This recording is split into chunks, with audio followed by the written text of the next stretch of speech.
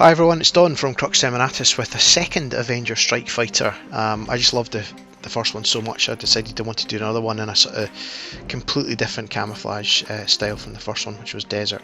My first problem was the canopies were really poor quality, so I had to think of a way of making the glass look armoured, so I did that, and as you see it kind of works but it kind of doesn't.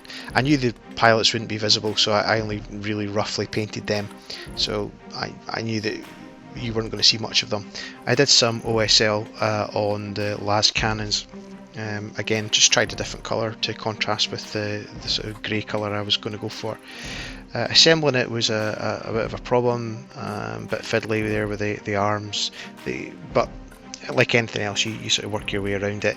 But the gaps in the fuselage and canopy were shocking, so I had to white putty the bejesus out of it, and yeah, wasn't really particularly happy with that, but away you go. Anyway, I went on, painted it, and I started painting a sort of green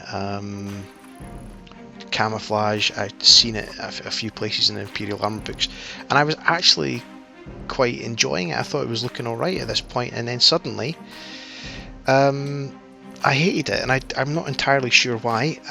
So I started again, I took my pills, and then I looked at pictures of puppies. Because who doesn't love a puppy? Oh, look at that wee oh, look at that one. Oh, it's so cute. Oh. Right, enough of that. Let's get back to the grimdark. Let's go. Start again. So I used Sombre Grey to give myself a sort of stripy, almost like a sort of lightning kind of camouflage stripe. I was just making this up as I was going along. I had no idea how this was going to look or what I was going to do with it, but again, that sombre grey colour is almost purple, really, I don't know, it just seems to work for me a lot, so I thought, well, I quite like that.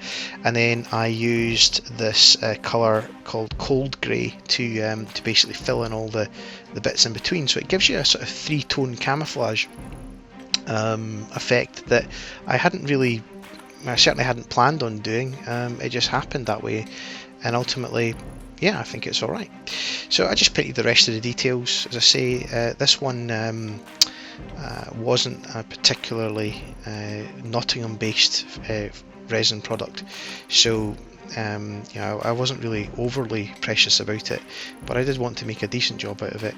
And I also wanted to do D-Day stripes, so I did that, and you'll notice there's an extra black one, and it grates on me and I lose sleep over it, so you'll see later on I actually go back and address that, but for the meantime it's got an extra black stripe on. I used a black pin wash this time, so it's had a coat of gloss varnish, and I'm just going to go around all the panel lines and all the rivets, because there are many rivets as you would expect in an aircraft. Painted the details in the engine, and you'll just, that's just the rivet wash just magically doing its thing. So I painted the engine, put sort of brass rods in it or gold rods in it, and this is me actually going back after all that's done and taking away that black line by painting this sort of camouflage pattern over it again. And in the end, as soon as I take it off, I'm like, yes, that's much better. So well worth doing. So if you've ever got a gut feeling, go back and make it right, and then you won't regret it. So that's what I did. Okay, so now it's just a case of sort of general like wash and weathering. I didn't want to go too crazy with this. I didn't think it was necessary, so I put on some transfers before I did the streaks, and I found some in my sort of bits box, and I just thought, well, that'll do. So I've got the Aquila on the left wing there, and various other bits and bobs around the aircraft. So ultimately I'm actually quite proud of this one, quite happy. The Black Aces squadron markings, the Ace of Spades with the line through it, is a Tomcat squadron, I believe, if I remember rightly, and just basically Baneblade Aquilas and serial numbers and other bits and bobs, and I don't know where the 12 came from, it just did. I tried to do the microset tutorial thing, and you know what, it didn't work. it's the first time it failed for me, so there's still quite a sort of outline on some of those transfers, which is a real shame. But I think this light, this very, very bright studio light, doesn't let you away with anything. So it's a bit of a shame, but in a normal display cabinet it'd be fine. And you'll see there the sort of streaks. I did a big long streak on the left wing.